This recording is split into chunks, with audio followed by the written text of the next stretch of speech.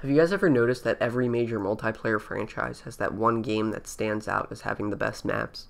I mean, Halo fans will argue whether Halo 2 or 3 was better, but most agree that Halo 2 has the edge in the maps department. And while most agree that Battlefield Bad Company 2 was the height of the franchise in terms of overall quality, those that played Battlefield 2 would most likely argue that it has the best map design in the franchise. As for the Call of Duty franchise, well, you read the title, didn't you? That's right, we're headed back to Modern Warfare to take a look at all 16 COD 4 maps. My plan for this series is to rank all the maps for each COD game I've played, and then when I'm done with each game individually, I'm going to make a master list of all the COD maps. This will be the first of many ranking series as I do in the same format that I plan to do on this channel. Before we get started, I have one quick ground rule. I will be ranking these maps based on the quality of the gameplay and overall layout, not the aesthetics. While the look of a map may be used as a tiebreaker or sway my opinion slightly up or down, my main focus is going to be the quality of the matches you will get on these maps. So, without further ado, let's get started. I've also decided to use footage from COD 4 Remastered for your viewing pleasure. So starting off my list at 16 is a bit of a hit or miss map. Obviously it's a bit more of a miss for me. I'm going with BLOC. I actually don't hate BLOC, which is actually impressive for a map finishing at the bottom of the list, and just goes to show you how strong the collection of maps on this disc are. However, while I don't think it's a terrible map, I do think it's a bad one. The largest problem with BLOC is the amount of dead space on this map and how it manages its dead space. About 50% of the map is practically unusable due to being in a courtyard with little to no cover being overlooked by 2 apartment buildings, one on either side. To make matters worse, that's where they stick the B flag on Dom, leading to landslide games where whoever caps the B flag first often wins by a large margin because it's suicide to even attempt to capture it back. I've even played Dom matches where the B flag wasn't captured within like the first half or so of the match, which is absolutely ridiculous. I understand that dead space and power positions is an important part of map design. If every area was equally desirable, these maps wouldn't be very interesting. However, BLOC is not a good example of utilizing dead space well. The other large issue regarding the dead space on BLOC is maneuverability on the map, and in particular, movement around the courtyard. Players on BLOC spawn in the north and south ends of the map, allowing both sides to enter both apartment buildings. However, there's no way to maneuver around the apartment buildings besides going through the courtyard. For example, some maps we will look at later in this video and in others allow players to maneuver in the backyards, for example, of buildings overlooking dead space. The problem is that BLOC there is no backyard or anything of the sort. To move around the map, you either have to go through the claustrophobic and narrow apartment buildings, bumping into lots of geometry along the way. The lack of maneuverability on BLOC can also make it difficult to get from one apartment building to another, which leads to 2 teams of snipers in either building shooting at each other back and forth. We're tight, but frankly, there's a lot of windows up here. Thanks, Batman. That's exactly what playing BLOC is like. Your choice of location is either in the middle of Dead Man's Land with a scope centered on your head, chilling at your spawns, which you can't really see or be seen by the majority of the map, or in the apartment buildings. So obviously the apartment building is the best choice. There's also a lack of weapon variety on this map. Occasionally a sub or shotgun will help you out if you're battling in the opponent's apartment building, but for the most part you're restricted to snipers and precision ARs such as the M16 or G3. So why don't I hate this map? Well, the idea of 2 warring sides caught in long-range combat while simultaneously holding off enemies from breaking into your apartment building is an interesting one that occasionally shines. It's very reminiscent of the single-player mission Stalingrad from COD 2. It just mishandles the flow of the map and the amount of the map that's unusable. Coming in at number 15 is a map that I see ranked towards the bottom of most people's list, and that's Downpour. I definitely prefer Downpour to BLOC, however. One of the largest criticisms of Downpour is the lack of visibility due to weather effects. I definitely have to agree with this assessment. One of the cardinal rules of competitive map design is not to inhibit the player's ability to see. While light weather effects or lighting are okay, having a torrential downpour leads to a ton of broken sightlines and an overall inability to see what you're shooting. While some may enjoy the fact that snipers are more limited due to visibility concerns, I feel that though this damages sniper play a little too much on Downpour. However, that does not mean that snipers are totally useless on Downpour. One of the map's strengths is that it has a large variety of weapons that can be used due to the map's layout having a variety of ranges, such as close quarters houses and some long range perches. Does this mean that Downpour is a well laid out map? Unfortunately no. C-spawn on Dom has a pretty heavy advantage over A, assuming they can lock down that B flag. If they secure C and B, it's pretty easy to spawn trap A, or at least keep them far away from B, as they would normally attempt to hold out in the house or barn until they lose. The other issue I have with this map is that often large portions go unused, such as the greenhouse. Downpour is not a bad map, but it certainly is not a good one either, which lands it on the second worst map in this game. Coming in at number 14 is Countdown, another hit or miss map from Modern Warfare that ends up being a pretty big miss for me. My biggest issue with Countdown really lies in the way it flows. Countdown is a very circular map. It has no real power positions. This leads to a game that feels like there is no battle lines, as enemies flow in all directions. Often they are not trying to really go anywhere or lock down a specific point. Countdown also suffers from a lack of cover. There are very few areas on the map where you are out of sight of an enemy scope. The smoke in the middle of the map is supposed to be cover, however really only obscures sight, not bullets. This leads to lucky shots in the dark, or possibly tracking an enemy into the smoke, where he feels safe, but you can still shoot him. If you've noticed, I've talked as if snipers are the only thing people use on this map, and well, that's because it basically is. Countdown is another map that suffers from a heavy advantage to snipers and precision ARs. Another issue with Countdown is the amount of the map that feels useless, except I'm not talking about dead space this time. I'm talking about areas that are very out of the way from actual combat, like the back of the sheds. These areas offer no reason to control or really even go there. There's also no verticality on this map. So why is it better than BLOC or Downpour? Well, it still has a unique gameplay style, and running gun sniper map is a pretty cool idea. The circular design works a lot better in something like FFA, and Dom also works pretty well on this map since there's a lot of incentive to play the objective, because if you don't, you're going to get backed into your own spawn in the hangars. So ultimately, Countdown is another map that isn't necessarily bad, but one that can't hold up against some of the great maps on this list. Coming in at number 13, I'm going Wetwork. Wetwork is a map that has become so underrated that it has become extremely overrated. First off, like Downpour, this map suffers from a lack of visibility. There's a storm that causes a lot of difficulty seeing. Wetwork uses a 3-lane design, which is a COD staple. However, Wetwork throws very few wrinkles in it. There are 3 lanes that meet in the middle. The match often breaks down into 2 teams banging their head against each other in the middle until the better team wins. There are no interesting flanking routes or ways to maneuver around the map. It's left, middle, right, and meet in the middle. There's also a lot of grenade spam on this map, as can be expected with close quarters maps. You also would think that snipers would be extremely underpowered on this map due to the size and rain. However, Infinity Ward made sure to add a little verticality to add some longer range gunfights to occur, which is a rarity for smaller fragfest COD maps. In fact, almost all weapon classes are viable on Wetwork, which is extremely commendable given its size. So Wetwork is a map that will give you that sweet close quarters COD action, but ultimately doesn't offer enough paths or ways to traverse the map to really make it stand out. Some might consider it heresy that I'm putting Showdown this low on the list, as it is one of Modern Warfare's more iconic maps. However, I'm not as high on it as some people. Showdown has always just been very bland to me. It also suffers from a lot of problems that BLOC does, in terms of dead space.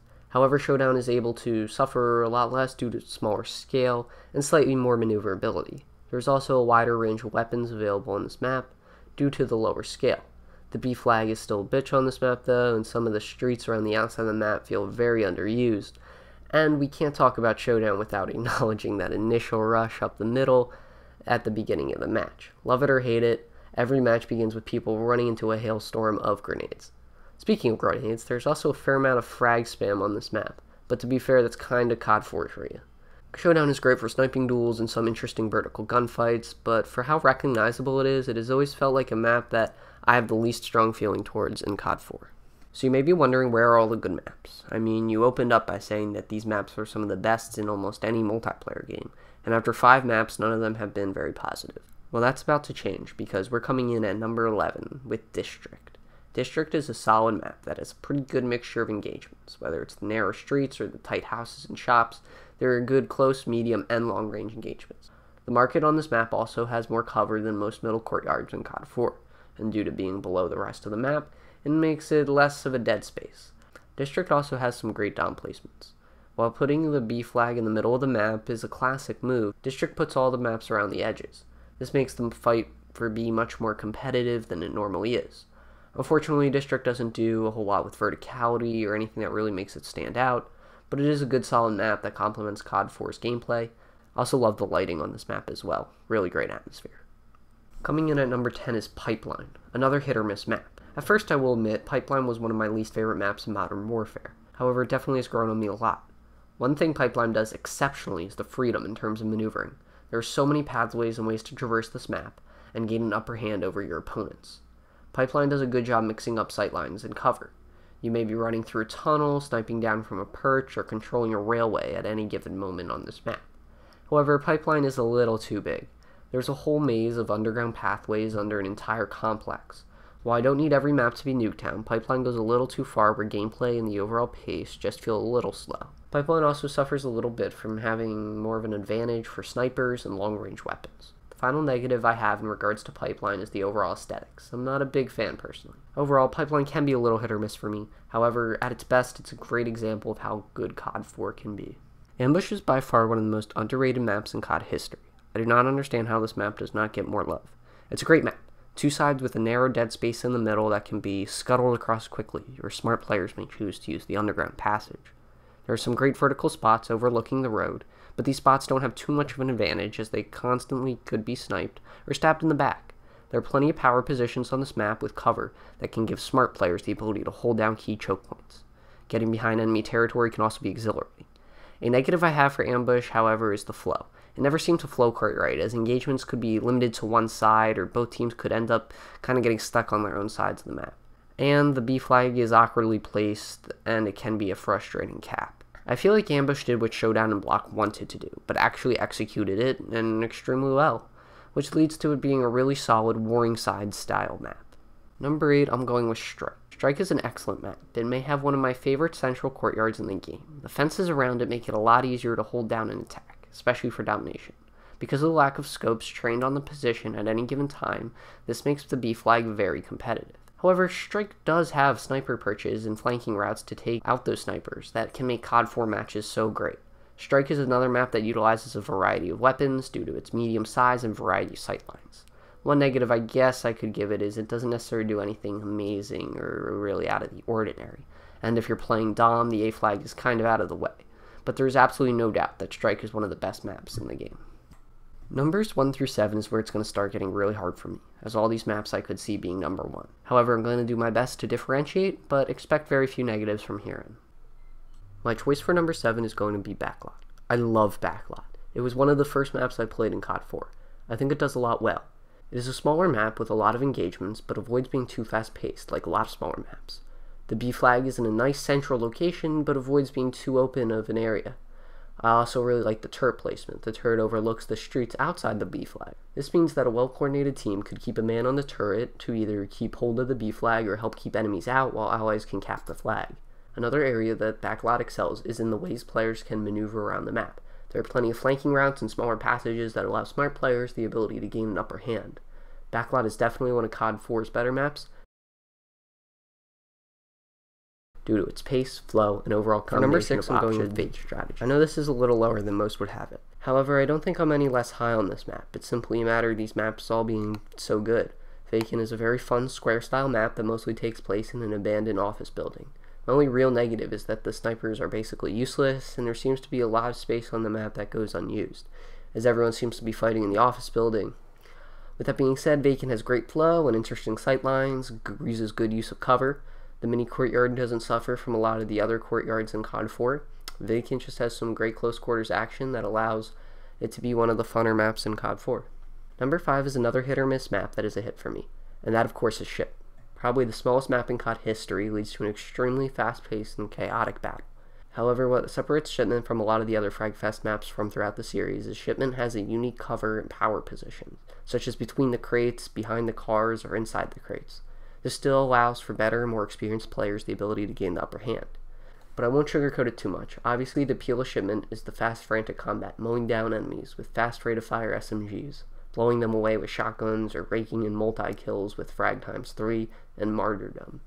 Obviously, this is not for everyone, but I think Shipment combines great CQB action and enough strategy not to make it feel too RNG, which allows it to just crack into the top 5. For number 4, I'm going with Overgrown. Some people complain Overgrown is too big, but I think it is the perfect medium to long-range map. There are often heavy firefights in the indoor areas, since these are clearly the best areas in terms of advantage. It creates a great mix of bouncing between longer-range gunfights between houses in the open, and trying to defend your house from others sneaking up on you. Overgrown is also by far the best looking map in the game in my opinion. The greens just work really well with the architecture of the houses.